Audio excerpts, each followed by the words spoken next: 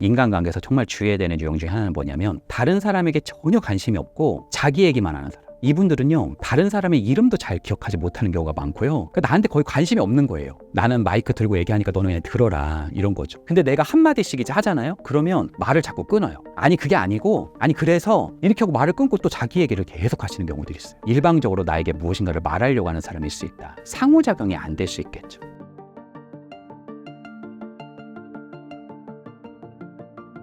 가까운 사람에게 배신을 당할 때 어떤 상황에서 많이 발생하나요? 사실 배신이라고 하는 사전적 의미는 어떤 상대방이 믿음이나 의리를 저버린 상황이다, 이렇게 말씀드릴 수 있어요. 그러니까 이거는 아주 큰 배신을 뜻하는 것도 아니라 작은 배신도 있다는 거죠. 다시 할게요. 큰 배신도 있지만 소소하게 발생하는 작은 배신들도 있다는 거죠. 그리고요, 여기서 제가 배신 중에 좀 크게 당하는 배신에 대해서 이야기를 해본다면 소위 나의 약점을 상대방에게 말했을 때라고 말씀드리고 싶습니다. 이 부분에서 배신이라고 하는 부분이 좀 나중에 발생할 수 있다, 이렇게 말씀드리고 싶네요. 다른 사람에게 자신의 약점을 쉽게 말하면 안 되는 이유는 무엇인가요? 일단은 우리가 어떤 나의 속마음을 얘기하고 나의 어떤 좀 깊은 마음들, 감정들, 생각들을 얘기해 보는 것과 내가 가지고 있는 도덕적으로, 법적으로 문제가 될 수 있는 약점을 말하는 것은 다른 이야기다라고 할 수 있어요. 그리고 관계는 고정되지 않습니다. 지금은 가장 가까운 관계라고 생각해서 나의 약점을 다 얘기했지만 그 관계는 물이 흐르는 것처럼 멀어질 수도 있고 또 그 관계가 틀어질 수도 있거든요. 그럴 때 내가 그 사람에게 믿고 말했던 그 배신이 나에게 도리어 칼로 돌아오는 경우들이 상당수 발생한다, 이렇게 말씀드릴 수 있겠네요. 근데 이 부분은 나에 대한 약점만 그런 것이 아닙니다. 이거는 어떻게 보면 다른 사람의 약점을 말하는 거나 다른 사람의 험담을 말하는 것도 마찬가지입니다. 내가 너한테만 얘기해 줄게. 야, 제가 이렇게 했는데 제가 저런 일이 있었다? 너한테 대박이지. 이렇게 말하면요, 그때는 너무너무 친해가지고 진짜 그런 일이 있었어? 이렇게 이 사람이 다 들었는데요, 나중에 회사 생활이 이제 반복되다 보면요, 나하고 좀 멀어지고요, 그분하고 막 가까워질 수 있어요. 그러면 나한테는 굉장히 위기가 몰려올 수 있죠. 그러니까 저는요, 이렇게 생각해요. 다른 사람의 험담을 말하는 것은, 너한테만 말할게, 이 말을 한다는 것은 귀에다가 확성기 틀고 얘기하는 것과 똑같다라고 말씀드릴 수 있고, 말은 한 번 내뱉으면 돌고 돈다, 이렇게 말씀드리고 싶습니다. 그래서 오히려 여러분들이 이야기할 때는 좀 칭찬 전달자가 되면 어떨까 합니다. 예를 들어서 만약에 김 대리님을 되게 칭찬하고 싶어요. 되게 좋은 일이 있다. 그럼 김 대리님 진짜 대단하세요. 굉장하세요. 이것도 좋은 칭찬일 수 있죠. 근데요, 여러분들이 만약에 김 대리가 다른 팀이에요. 근데 거기 팀장님이 김 대리에 대해서 좋게 말한 부분이 있어요. 혹은 그 팀장님의 좋은 면이 있어요. 그거를 김 대리한테 얘기해 주는 거예요. 아니, 김 대리, 근데 내가 저번에 정 팀장하고 얘기했는데 아니 그렇게 많이 칭찬하시던데? 이렇게 표현하는 거예요. 그리고 그 팀장님 진짜 괜찮지 않아, 사람이? 이렇게 얘기하기 시작을 하잖아요. 그러니까 좋은 면을 발견해서 얘기하기 시작하잖아요. 제가 말씀드렸죠. 말은 돌고 돈다고. 내가 칭찬을 했었던 부분이 결국엔 돌고 돈다. 나는 오히려 부정적인 것을 전달하는 사람이 아니라 사랑의 큐피트처럼 오히려 좋은 부분들을 내가 확산하고 돌고 돌게 하는 그런 하나의 순환고리일 수 있다, 이렇게도 말씀드릴 수 있겠네요. 배신의 위험이 큰 사람을 어떻게 판별할 수 있을까요? 첫 번째는 속을 알 수 없는 사람입니다. 그러니까 나는 뭔가 속마음을 자꾸 이 사람한테 얘기하는데 그 사람은 그러지 않는 사람이 있어요.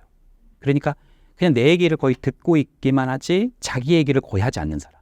맞춰주는 것처럼 보이기도 하고 그냥 이렇게 뭔가 화답은 하고 하는데 정작 자신의 이야기라든지 자신의 속마음은 거의 얘기하지 않는 경우, 이런 경우는 조금 여러분들이 내가 지금 지하 3층을 얘기하고 있는데 이분은 거의 지하 1층에서 내려가지 않는다면 나 역시 튠을 좀 조절해 보는 것도 필요할 수 있다. 두 번째는 질투심과 시기심이 좀 강한 사람들이 있어요. 심지어 나를 좀 은근히 질투하거나 시기하는 사람도 있습니다. 이런 경우는 위험이 내포되어 있다, 이렇게 말씀드릴 수 있겠죠. 나를 질투하고 시기한다는 건 나를 깎아내고 싶은 마음이 숨겨져 있는 거거든요. 근데 내가 막 도리어 약점을 얘기해요. 이건 어떻게 보면 진흙과 수렁에 내가 제 발로 들어가는 것과 마찬가지다, 이렇게 말씀드릴 수 있겠죠. 세 번째는 처음부터 나와 관계를 맺으려고 오지 않는 경우들도 있습니다. 그러니까 여러분들이 관계를 할 때요, 어떤 사람은 여러분하고 좋은 관계를 맺으려고 오는 사람도 있지만 어떤 사람들은 그냥 일적 관계, 그냥 립 서비스 정도 하는 관계, 그냥 안부 묻는 정도의 관계를 하려고 오시는 분들이 계십니다. 그분들은 보통 어떤 목적, 일에 있어서의 어떤 성과 이런 부분들이 있으면은 얼마든지 흩어져 있을 수 있는 관계들이거든요. 그래서 그런 관계에서는 내가 뭔가 나의 어떤 내밀한 요소들을 얘기할 때 조금 더 좀 주의해야 되는 포인트가 있다 이렇게 말씀드릴 수 있겠네요. 건강한 인간관계를 맺기 위해 주의해야 할 3가지 유형의 사람은 누구인가요? 첫 번째는요. 어떻게 보면 아까 속마음을 전혀 얘기하지 않는 부분이 정말 내가 내 속마음을 다 얘기하기 힘들다고 말씀드렸는데 반대로 어떻게 보면 좀 주의해야 되는 인간관계에서 정말 주의해야 되는 유형 중에 하나는 뭐냐면 다른 사람에게 전혀 관심이 없고 자기 얘기만 하는 사람. 이분들은요. 다른 사람의 이름도 잘 기억하지 못하는 경우가 많고요. 굉장히 재밌게 얘기를 하는데 이름을 거의 안 부르는 경우들이 많아요. 그러니까 나한테 거의 관심이 없는 거예요. 그러니까 그냥 나는 마이크 들고 얘기하니까 너는 그냥 들어라 이런 거죠. 근데 내가 한마디씩 이제 하잖아요. 그러면 말을 자꾸 끊어요. 근데 아니 그게 아니고 그래서 이렇게 하고 말을 끊고 또 자기 얘기를 계속 하시는 경우들이 있어요. 이분은 그냥 어떻게 보면 일방적으로 나에게 무엇인가를 말하려고 하는 사람일 수 있다. 상호작용이 안 될 수 있겠죠. 두 번째는 무례한 사람이 있을 수 있어요. 이 무례하다고 하는 것도 특징이 여러 가지가 있는데 그중에서 심리적 브레이크가 없는 사람. 솔직한 것과 정말 직설적인 것은 다르거든요. 그러니까 야, 네 스타일은 좀 구려. 야, 네 스타일은 조금 다른 사람이 다 싫어해. 약간 이렇게 말하면서 자기는 솔직하다고 표현하는 경우들이 있거든요. 근데 그게 다른 사람에게 굉장히 좀 화살처럼 이렇게 박히는 경우들이 있어요. 이런 분들도 어떻게 보면은 좀 상호작용하기 힘들 수 있는 그게 사람의 패턴이 그렇게 쉽게 바뀌지 않을 수 있거든요. 세 번째는 가장 큰데요, 이게 조망 수용이 없는 사람. 사실요, 아이들은 어느 정도의 자아중심성을 가지고 있어요. 예를 들어 볼게요. 아이가 엄마한테 생일 선물, 엄마, 나 여기 뒤에 엄마 선물 가져왔다? 이렇게 말하는 거예요. 뭔데? 그럼 이제 그걸 딱 꺼내는데 뭐예요? 사탕이에요. 내가 사탕을 좋아하기 때문에 저 사람도 엄마도 사탕을 좋아한다고 생각을 하는 거죠. 이게 자아중심성인데 아이가 크면서 이 자아중심성이 조금 조망 수용의 능력, 다른 사람의 처지, 다른 사람의 감정, 다른 사람의 생각 이런 거를 볼 수 있는 능력으로 우리는 전환되거든요. 근데 어떤 사람들은 그게 거의 결여되어 있는 사람들이 있습니다. 그냥 자기한테 도움이 되면 모두에게 괜찮다고 생각하는 사고를 가지신 분들이 그냥 계세요. 예를 들자면 어떤 프로젝트를 하는데 다 같이 했거든요. 그리고 이분이 한 역할은 좀 적어요. 근데 항상 앞자리에 자기가 항상 적혀 있거나 항상 자기가 뭔가 승진이나 좋은 게 있으면 자기가 가서 먼저 얘기를 한다거나 그러니까 자기가 온갖 좋은 거를 다 가져가는 거예요. 그래서 아니 이 사람이 그렇게 나쁜 사람 같지는 않고 그냥 대화는 되는 것 같은데 이제 얘기를 해보는 거죠. 아니 왜 그렇게 그냥 그렇게 다 하시는 거예요. 그렇게 얘기하면 왜? 미안해.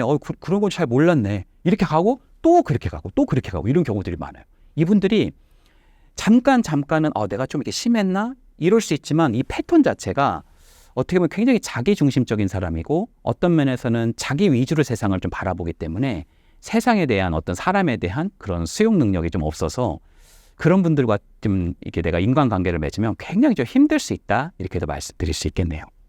상대방과의 관계를 조금씩 멀어지게 할 때 가장 좋은 방법은 무엇인가요? 사실 요즘에 손절에 대한 영상들이 되게 많은데 저는 손절은 별로 좋은 방법은 아니라고 생각해요. 왜냐하면 사실 손절할 만한 관계였다면 뭐 정말 힘든 관계야 그럴 수 있겠지만 사실 보통 이제 그럴 만큼 이렇게 중요하지 않은 관계 아니었겠어요? 손절해도 될 만큼?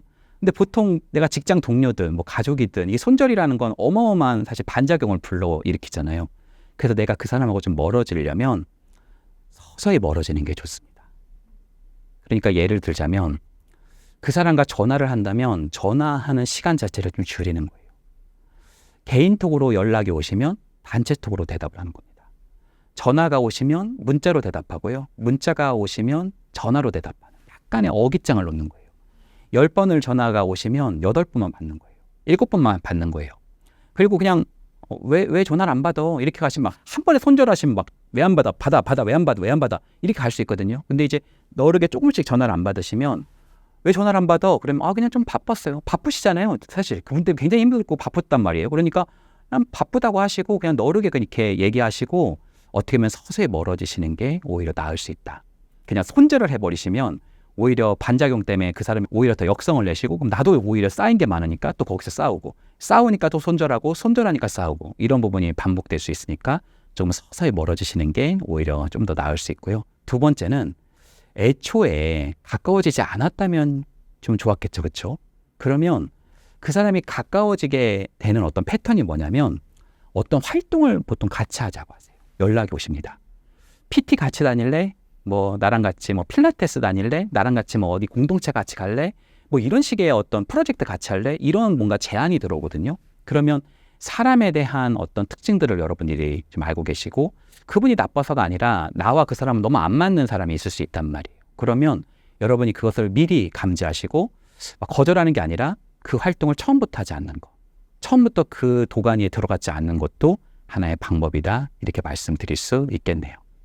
자기중심적이고 남들에게 피해를 주는 사람들과 자주 엮이는 사람들의 특징이 있을까요? 사실은 이기적인 사람들 또 조망수용이 거의 없는 사람들 옆에 있는 사람들은 거의 굉장히 이타적이고 다른 사람의 조망수용이 너무 큰 나머지 자신의 어떤 감정이나 생각이나 자기 거를 거의 못 챙기는 분들이 거기 남아있는 경우들이 많이 좀 숨어져 있다 이렇게 말씀드릴 수 있겠네요. 그러니까 내가 거의 양보의 그냥 달인이고 난 양보만 한다. 나는 그냥 거절을 하지 못한다. 이런 분들이 계시다면 거절하는 방식을 배우는 것도 필요하지만 처음부터 계속 뭔가 요구하고 나를 압박시키고 뭔가 다른 사람한테 뭘 하게 만들고 좀 뭔가를 부과하고 이런 사람들을 여러분이 만날 때는 이분이 리더십이 있나? 이렇게 하셔서 가지 마시고 처음부터 좀 판별하시고 거기에 휘말리지 않는 것이 좀 좋은 지혜이지 않을까 생각합니다.